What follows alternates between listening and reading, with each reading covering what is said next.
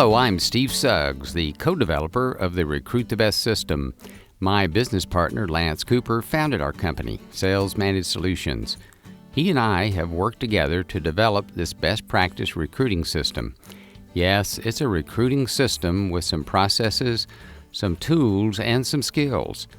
Thank you for joining me for this recruiting training on the Recruit the Best team system for recruiting the best sales team members and the best service team members. In my career, I've spent 15 years at Northwestern Mutual as an MDRT producer and sales leader, 20 years helping sales organizations, where 10 of those years have been with State Farm agents. I work with about 50 agents a week, looking at hundreds of candidates, where I train agents to assemble the pieces of the assessments, job history, education levels, and results of the interview to determine who can sell.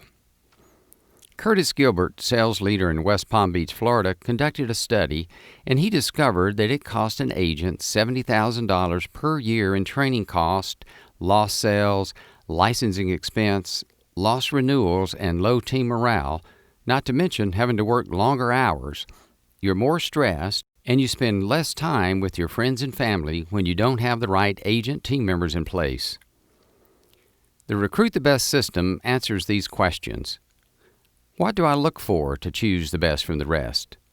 You'll learn the 6 dimensions of the agent sales team member who can offer your products in a high-activity, high-disappointment environment. Next, how do I look for these traits and skills? This section helps you measure the 6 dimensions using tools and steps. Next, where do I find enough of the best salespeople? We'll explore all the sources for finding more qualified candidates. Next, what are some interviewing skills that'll keep me from getting tricked during the interview? You'll learn how to discern between truth and fiction during the interview. Let's begin with the question, what do I look for to choose the best from the rest? There are 6 dimensions that must be measured to determine if an agent sales team member can perform at a high level. The 6 dimensions are personality, which is 35% of what's needed to perform in sales. We measure this dimension with the CTS Sales Profile. We calibrated the reports using sales data from sales and servicing team members from your company. Second, intelligence or learning style, which is 20% of what is needed. We measure this dimension with the Learning Style Survey, or the LSS. Then the remaining 45% is character, attitudes, and motivations. We use interview questions to measure these traits.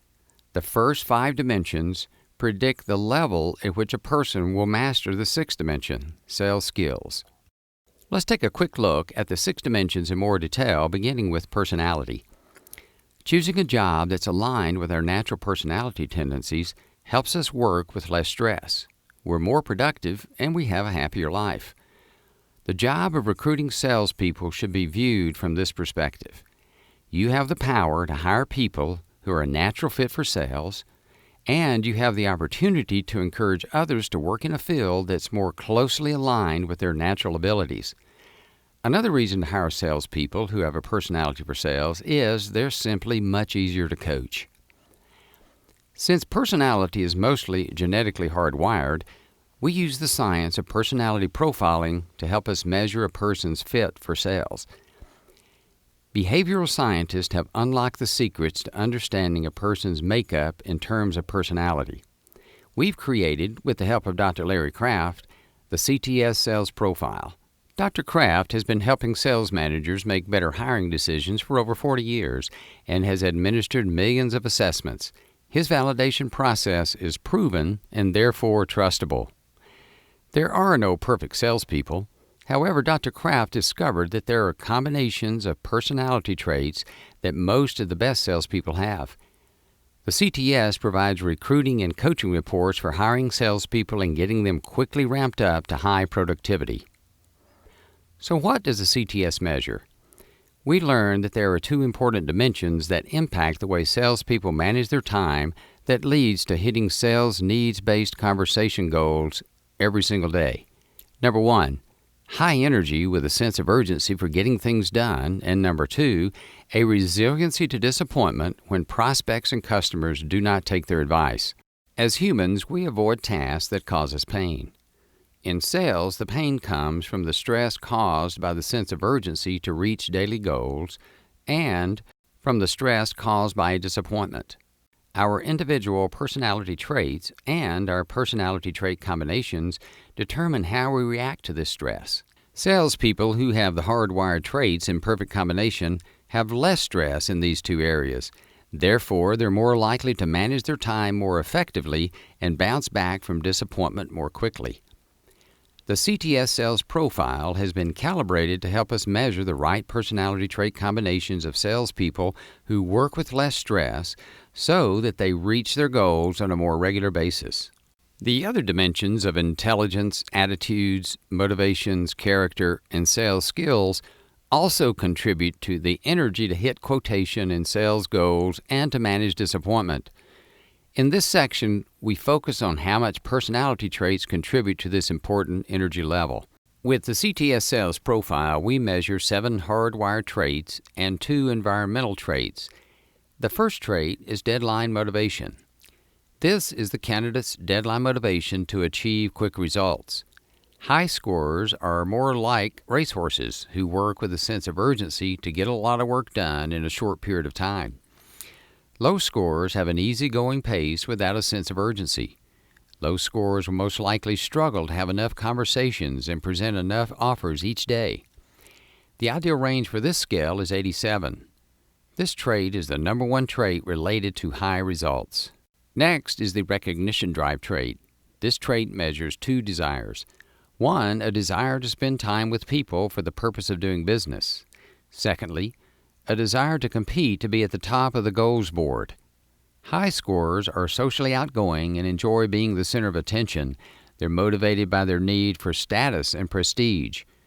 For low scorers, their energy is quickly drained by being with prospects and customers all day. They're most likely not competitive, and they're motivated by respect rather than popularity. The ideal range for this trait is 58. The next trait is assertiveness. This trait measures the candidate's confidence and assertiveness to phone prospects, discover needs, make presentations with enthusiasm, and get the customer to agree to fill out the application. Low scorers, on the other hand, are sensitive when the customer has concerns and too often yield control to the buyer. They're too accommodating and find it difficult to ask difficult questions and handle concerns. The ideal score for a sales team member is 55. Next is the independent spirit trait. This trait measures the candidate's desires to control the things in their environment. High scorers easily control conversations in order to move the sales process along to get to presenting the offer. Low scorers are compliant and loyal team members. However, they may allow the prospect to take control of the conversation, which may lead to time management challenges. The ideal range is 78. We like to see high scores on this trait, but we need to make sure the independent-minded candidate will be receptive to your coaching. Next is the analytical trait. This trait measures the agent sales team member desire to dwell too much on details when preparing and presenting the offer and following up after the presentation. The ideal range on the analytical scale for a high-activity salesperson is 23. The lower analytical salesperson is more likely to manage their time better and use their intuition during the sales process. High scorers can have analysis paralysis. They're prone to over-prepare presentations and provide the buyer with too much information and send long follow-up emails. High-scoring individuals may struggle with hitting their daily presentation goal. Next is the compassion trait. This trait measures the sales team's members' concern and desire to nurture others. As a result, high scorers thoroughly enjoy helping others. However, they're more sensitive to disappointment and may spend too much time with people, which may keep them from reaching daily goals. Low scorers, on the other hand, are less sensitive to disappointment. They're better able to prioritize their time because they stay on task without being distracted by personal problems. The ideal score for this trait is 45. This moderate score gives a balance of task orientation and nurture orientation. Next is the self-promotion trait. This trait measures the candidate's tendency to exaggerate strengths and downplay weaknesses in order to leave a favorable impression. High scorers are resilient to criticism and disappointment. However, they may find it difficult to recognize their weaknesses, and they may deny their fears, faults, and failures, which may lead to a resistance to coaching and a struggle with embellishment. Low scorers take criticism and disappointment to heart. It's personal to them. They're open to recognizing their weaknesses and working on self-improvement. The low scorers on this trait are the most coachable. The ideal range for a sales team member is 37, which is a good balance in order to rebound from disappointment and to be coachable. The next two traits are influenced by a person's life experiences and may change over time. The next scale is belief in others. This scale measures the degree to which an individual trusts other people. They project an energy of trust when talking to customers and prospects, which causes others to trust them back. They also view everyone as a potential customer, which causes them to persist during the sales process. Low scorers can be judgmental and skeptical when the prospect shows concerns and shows resistance to take advice. This may cause a sales team member to jump to the conclusion that the prospect is not going to accept the offer, so why should they keep trying? The ideal range for this trait is 75. The next scale is optimism. This scale measures the candidate's tendency to see what happens to them in a positive context. High scorers believe that even if bad things happen, things can result in positive outcomes and that they control their destiny. Success for them lies in the choices they make and not the outside events. They believe you when you tell them that a daily target for presenting enough offers will help them hit their 30-day income goal. Low scorers, on the other hand, are pessimistic and can be a negative influence on the team. They're not confident that hard work pays off. They have a tendency to blame others for their lack of success, like other team members, the office environment, and you as their manager. The ideal range for this trait is 78. After many conversations with agents and analyzing their team, I believe when a person has a very low score of less than 20 on these two traits, they may have low self-esteem. They have a hard time seeing themselves as successful. It's difficult for people to rise above the image they have of themselves, and it's next to impossible for you to have an impact on changing a person's self-esteem. When these two scores are low and assertiveness is low, these combination traits significantly increase the risk that this person will struggle with overcoming disappointment and may be a negative influence on the team. Let's talk about two important indices that help us determine whether or not we can trust the scores. There are two things that might occur while the candidate is completing the questionnaire that can cause us to get invalid scores.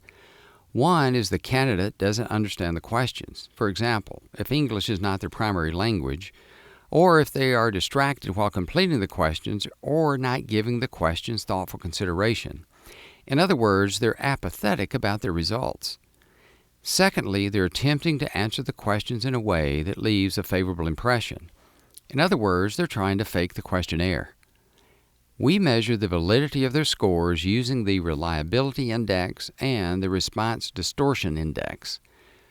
The Reliability Index measures the degree to which a person understood the questions, maintained focus while answering the questions, and gave answers with a thoughtful response. The best score for this index is high.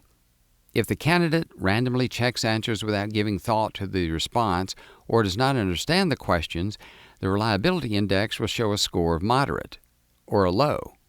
If the score is moderate, it's important that you cross-validate the scores with the CTS supplemental questions.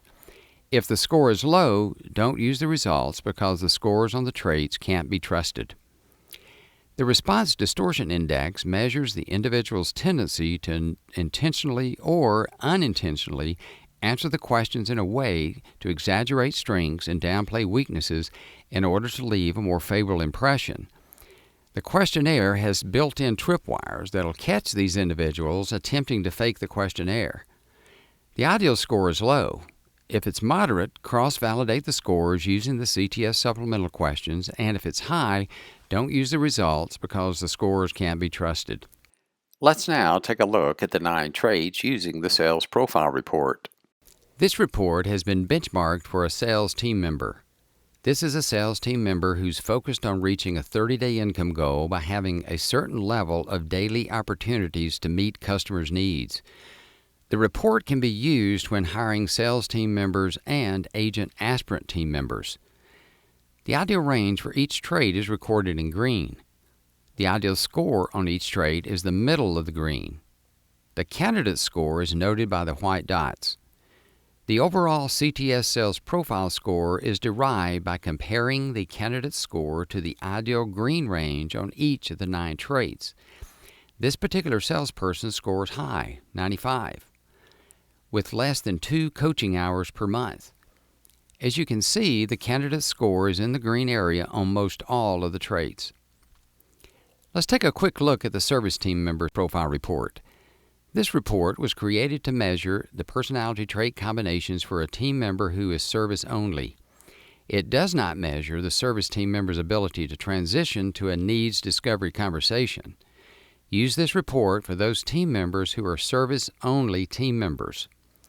If you want a team member to transition to a needs discovery conversation after the service transaction is complete, go to page 2 of this report and look at the score under the service competencies for handles rejection.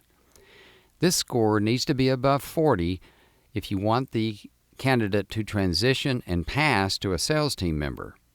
It needs to be above 50 for transition to discover needs, present options, and ask for the application. The higher this score, the more likely the team member will have the right personality trait combinations to meet customers' needs. The CTS provides an 11-page detailed coaching report for each individual. You have information to coach your new agent team member in the areas of their strengths, improvement opportunities, using the detailed coaching recommendations. Since people are complicated, we provide unlimited on-the-phone coaching to teach you how to interpret these reports while you're recruiting.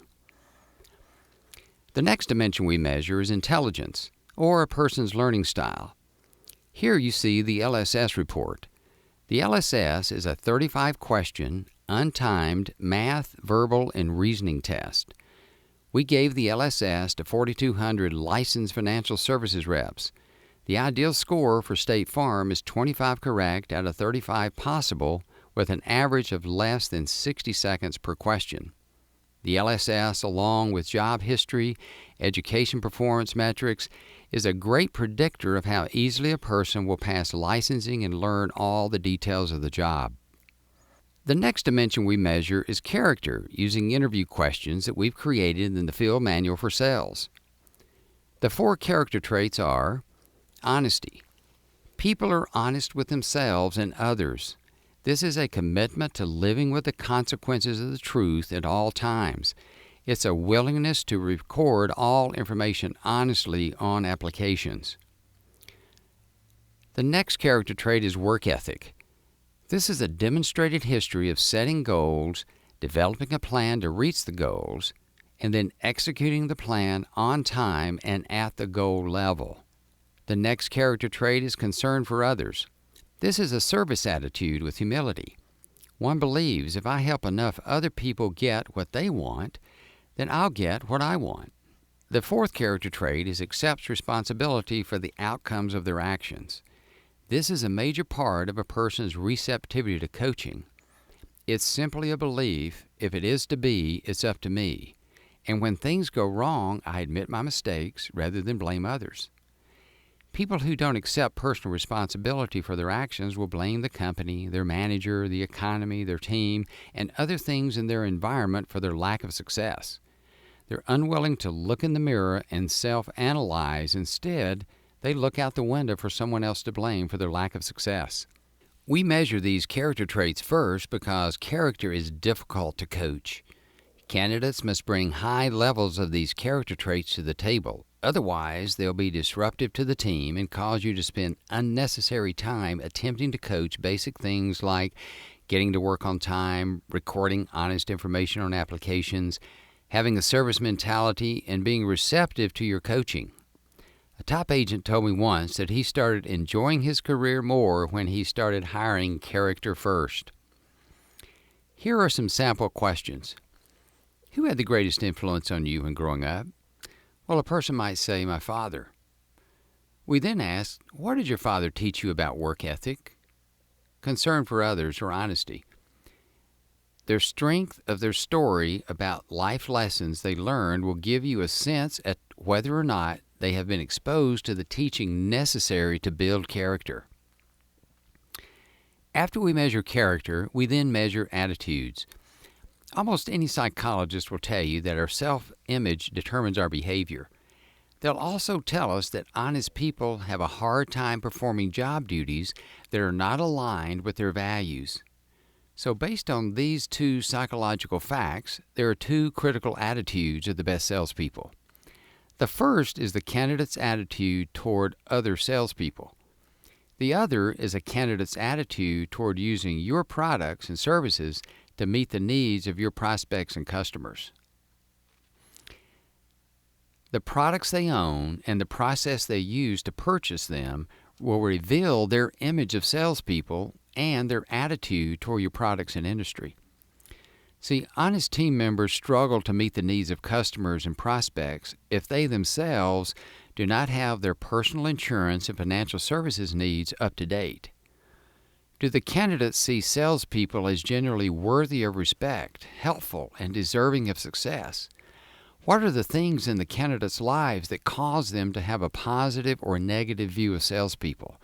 Have the candidates had personal and meaningful experiences in their lives that cause them to view their products and services in a positive light?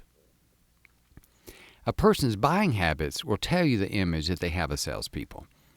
Do they appreciate the expertise that other salespeople provide them during the buying process? The type of customer a person is will determine the type of salesperson they will be. Are they a quality and service-focused or price-focused customer? Here are some example questions to uncover these two attitudes. What's been your experience with purchasing or offering products like we offer, or your experience with dealing with salespeople from our industry? A good answer to this question might be, "Well, my uncle was a State Farm agent, and I've always admired how professional he is and how successful he was and how well he took care of my family while I was growing up." Another answer to this question that was shared with me by an agent was, "I used to own State Farm, but I now own Geico."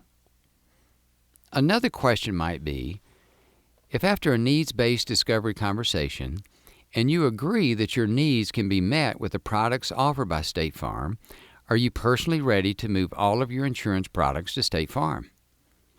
A good answer to this question would be yes, because it'd be difficult for me to discover a person's insurance needs and recommend State Farm insurance products that I personally decided against purchasing.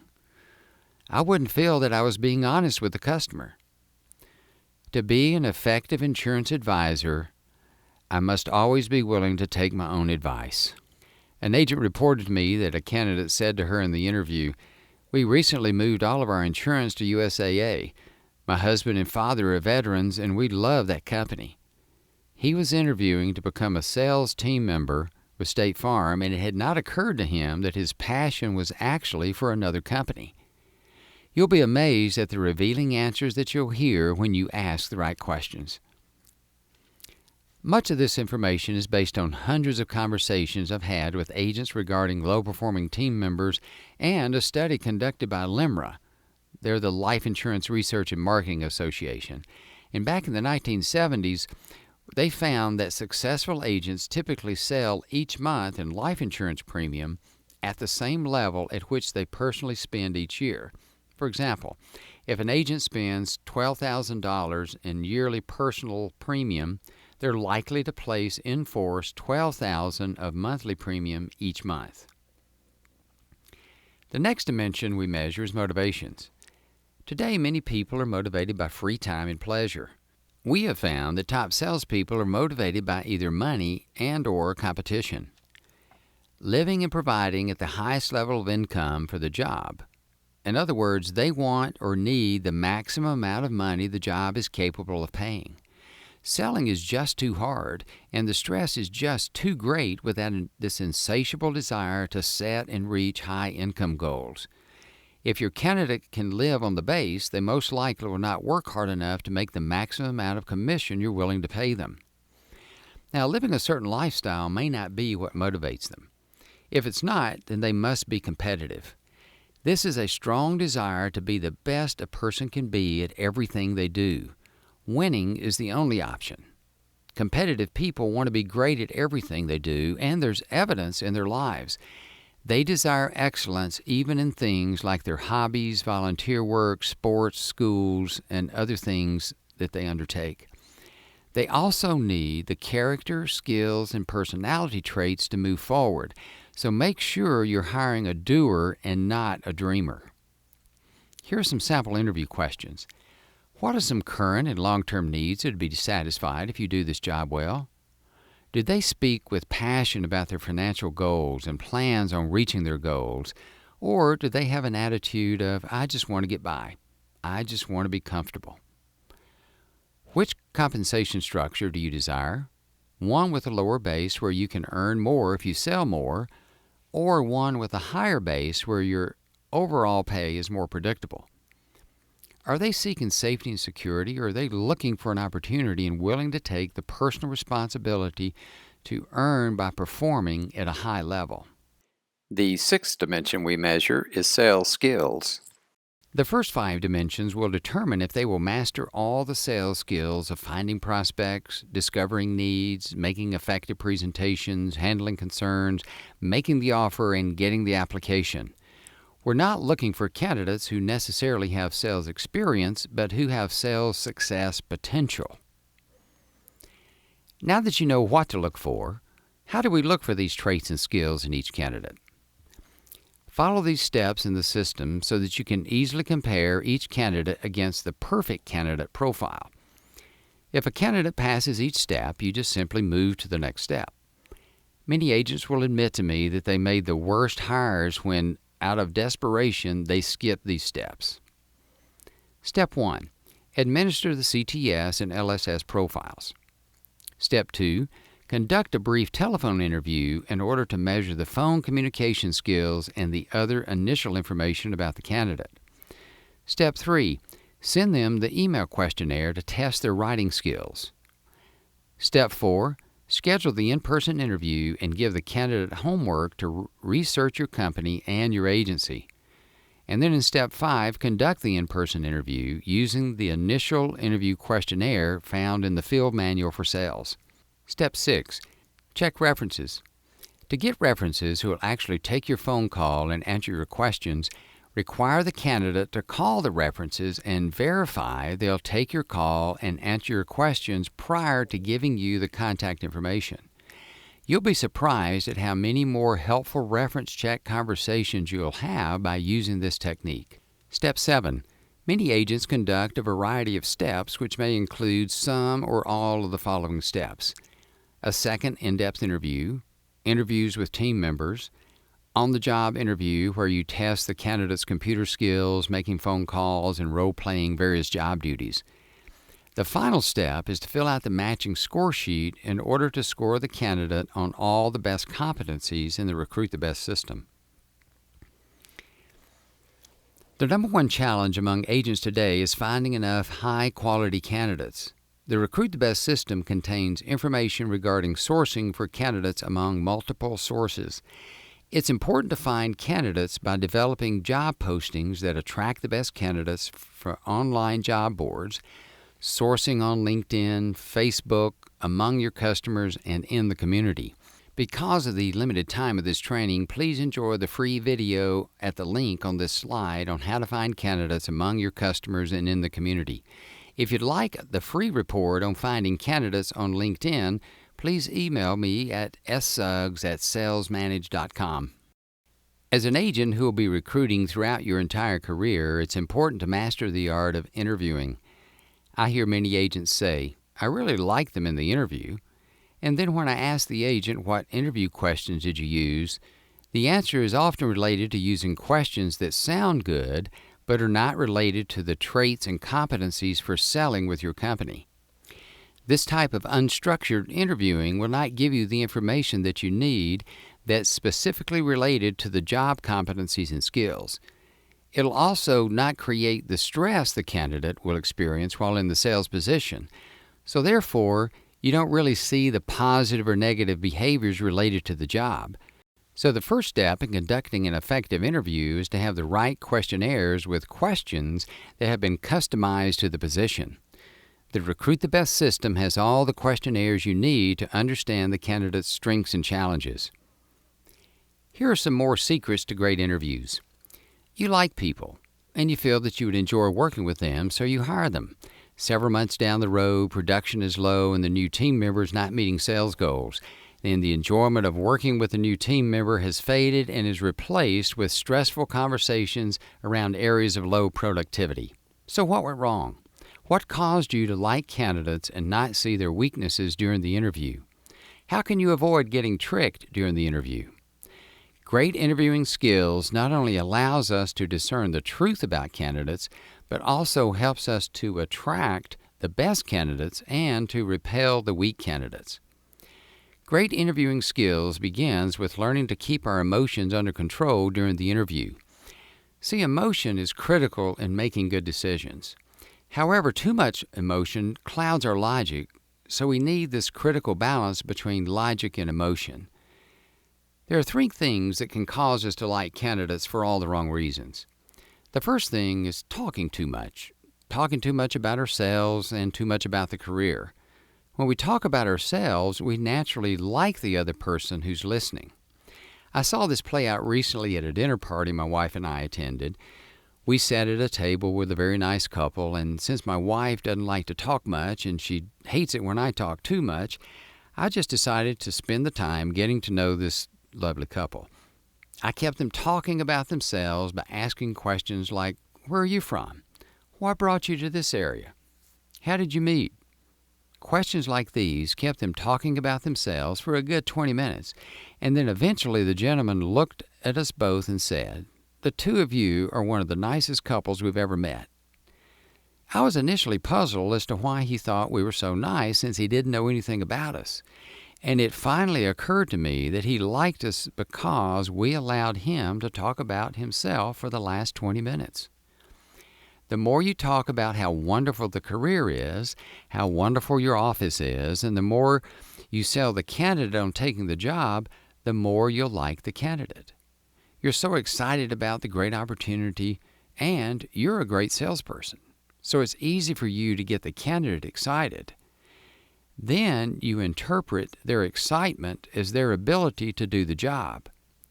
But you like the candidate because you talked about yourself and the career, not because you measure to see if they're the right fit for the job. So how do you balance this evaluating the candidate and selling the career? Inform the candidate about the career without selling it. Start with asking this question: what do you want to know about us and this job? When they ask a question, before answering their question, ask, "What else do you want to know?" And keep saying "what else" until you've listed all of the things they want to know. This discovery exercise not only tells you all the things you need to explain about the career, but it also tells you many other things like their real level of interest in the career, how much research they've already done, and exactly what you need to talk about. This discovery exercise will save you time. It will allow you to answer their questions and concerns without selling the candidate. And you'll be surprised at how much less information about the career you actually needed to share. Sell the candidate on the selection process and how you're looking for the best of the best, and only the best make it through. The right candidate will be challenged by the notion that only the best survive. Weaker candidates are scared off by your explanation of a challenging selection process, and that's a good thing. Because if they're insecure about making it through your process, they certainly can't handle the disappointment when selling. Since people like others when they're talking about themselves, when you use the questions in the interview questionnaires and in the field manual, you get top candidates telling you about all their accomplishments. Now, the candidates begin to like you and want to work for you. And since the best candidates have options, in the other interviews with other companies, the other managers are selling them on the career and not making them work for the job. So the best candidates lose respect for these managers who don't make them work for the job. The second thing that causes us to like people for all the wrong reasons during the interview is rescuing the candidate. If you've ever said, let's just relax and get to know each other, I want this to be more of a conversational interview, or when a candidate's struggling to come up with a good answer, you reword the question or give them some hints of what you're looking for. These are rescuing behaviors that cause you to like the person who you're rescuing. This liking people who we rescue behavior can be seen in many Hollywood movies. They make billions of dollars on movies about people who fall in love after they've rescued each other. So how do we conduct the interview in a way that gets to the truth and keeps us from unnecessarily liking people for these wrong reasons? Well, it's important to keep our emotions in neutral when interviewing. Many of you are natural-born salespeople, so the tendency in the interview is to sell the career to the candidate instead of measuring the candidate's fit for the career. The best way to make a logical and less emotional hiring decision is to, number one, use questions tied to the specific traits you want to measure. We've made this easy. You simply use the questionnaires in the field manual, and all of these questions are tied to the 5 dimensions of character, attitudes, motivations, personality, and sales skills. When using the questionnaires, be sure to read the questions as written. Don't paraphrase the question or give hints of what the question's measuring, and don't skip questions. Even though you think you know the answer to a question, ask it anyway. Many times you'll be surprised by the candidate's answers. Next, take off your sales hat and put on your recruiting hat. Do this by keeping your emotions in neutral during the interview, and remember, don't use this stern, lowbrow voice in order to project this tough interviewer image. And don't use the other extreme of just overly happy and relaxed tone either. Just read the questions with neutral emotions and expressions, record the answer, and move to the next question. You'll get the real person and can more easily recognize embellished and weak answers. Sometimes it's pretty, other times it's ugly, but you'll get the truth. Top candidates thrive in this type of interview and enjoy the challenge of having to impress you without getting a lot of feedback about the quality of their answers. Weak candidates, on the other hand, who are trying to embellish their answers or who don't really have good answers, they make it more obvious that they're not a good fit for the position. When candidates leave the interview and they're asked how the interview went, their answer should be, well, I'm not really sure. I really got no reaction from the interviewer as to how well I was doing. This reaction is an indication of a successful interview.